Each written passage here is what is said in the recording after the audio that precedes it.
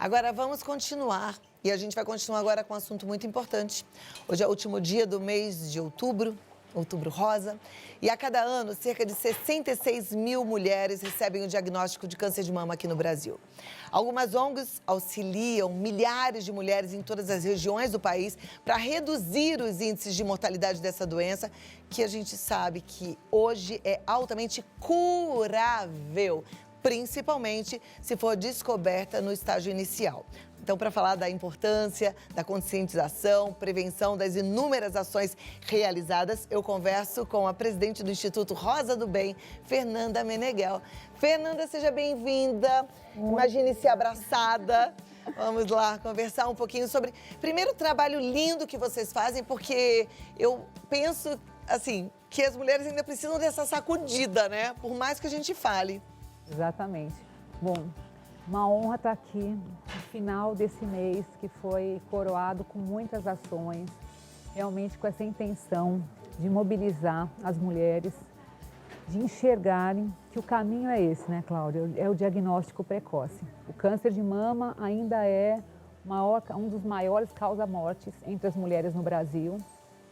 E eu vejo muitas mulheres, várias que chegam e falam, mas eu não tenho tempo às vezes para parar, é difícil até marcar o exame, depois no dia do exame acontece alguma coisa, eu não consigo comparecer e eu vou passando, ou alguém que fala assim para mim, eu não estou sentindo nada, então assim, eu vou fazer o exame mais para frente. Ou muitas que falam assim, não, eu estou com o meu exame em dia, mas se você vai ver, esse exame está sem ser feito faz 3, 4 anos. O que acontece? Através de um exame de mamografia, é possível ver uma imagem 3 anos antes dele se tornar palpável. Então, o fato de você não estar sentindo nada, não adianta, porque muitas vezes ele está lá instalado, ele está no início, é 1/3 de um grão de arroz, e num exame de mamografia, ele vai ser identificado, uma pulsão, vai ter um tratamento, alguma coisa simples, pronto, resolveu. Então, quando a gente fala o câncer de mama hoje tem cura, ele tem cura, diagnosticado, precoce. O problema é que no Brasil, o diagnóstico ainda é muito avançado. E com o impacto da pandemia, Cláudia, piorou, porque o que acontece é que as mulheres, por vários motivos, é claro, a época que nós estamos vivendo, os exames caíram 50%, 47%, 50% na procura dos exames. Então, isso quer dizer que a gente ainda vai ter um impacto ainda sobre isso que não poderíamos. E não poderíamos mesmo, né? E o que a gente pode falar em relação a isso é que, já falei várias vezes, os hospitais, eles estão com entradas separadas, eles estão tomando todos os cuidados. Então, assim, por medo, não deixe de fazer o diagnóstico. Porque, como a gente acabou de ouvir, né? O diagnóstico precoce que vai te ajudar, né? Que salva, que cura. E assim, no dia a dia, né? O que a gente fala? Por que a gente adoece? Muitas vezes são escolhas que nós fazemos. Hoje está mais que provado que 90% é o meio que nós fazemos, né? O que a gente vive, o que a gente faz com a nossa vida, como a gente se alimenta. O nosso corpo é um portal, né? Como a gente está cuidando desse nosso universo, né? Então, a gente tem que ter fé, tem que ter espiritualidade, tem que realmente ter a gratidão, né? Como o Léo estava falando agora há pouco, a gratidão a Deus. Gratidão é tudo. Fê, a gente vai ter que trocar seu microfone, porque tá dando alguma interferência. Então, eu vou dar um recadinho e volto aqui. Tá bom. Tá bom? Vamos lá, vamos com a Fê de volta aqui. Fernanda, você estava falando da importância da gente fazer o exame precocemente e tudo. E eu sei que a Rosa do Bem faz todo esse movimento, né? Conta um pouquinho o que é a Rosa do Bem. Na verdade, eu queria fazer alguma coisa que impactasse, que eu pudesse fazer realmente alguma coisa com impacto para a sociedade, de uma forma geral, para a cidade que eu fui acolhida. Eu fui para lá quando eu tinha 7 anos. Qual é a cidade? Americana. E quando eu fui para lá, minha mãe, na época, existia uma entidade que era a Rede Feminina de Combate ao Câncer. Minha mãe se engajou na entidade, uma entidade linda, e funcionou muitos anos. E naquela ocasião, quando alguém descobria um diagnóstico, geralmente era avançado.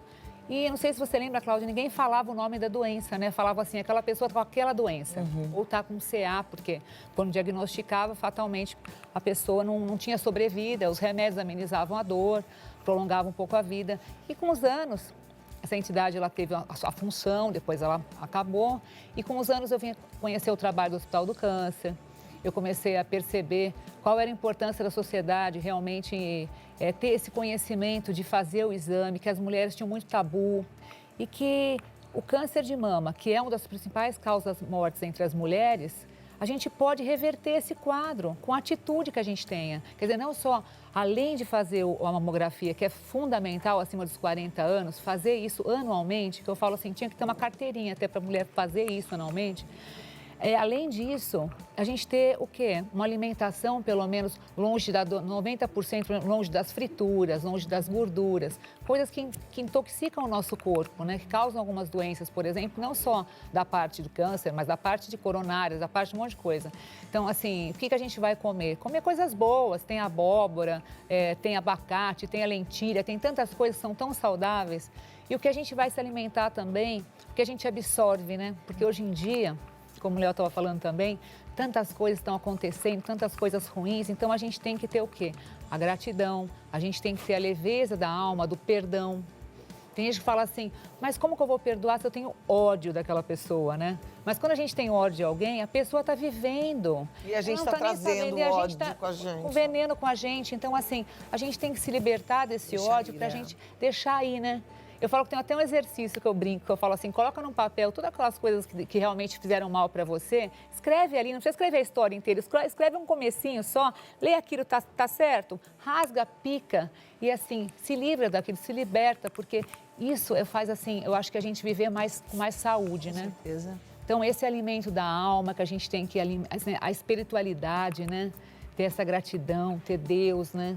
Eu acho que é muito importante. Com certeza. Como você abriu o programa hoje, né? Falando de coisas tão prósperas, tão boas, que a nossa oração tem que estar voltado para isso, né? O nosso pedir, né? Então, e ao mesmo tempo que eu falo, não só a gente movimentar de falar disso, mas a gente poder hoje... Eu falo para minha mãe, você fez a mamografia? Deixa eu ver seu exame. Você fez a sua, Fê? Eu fiz.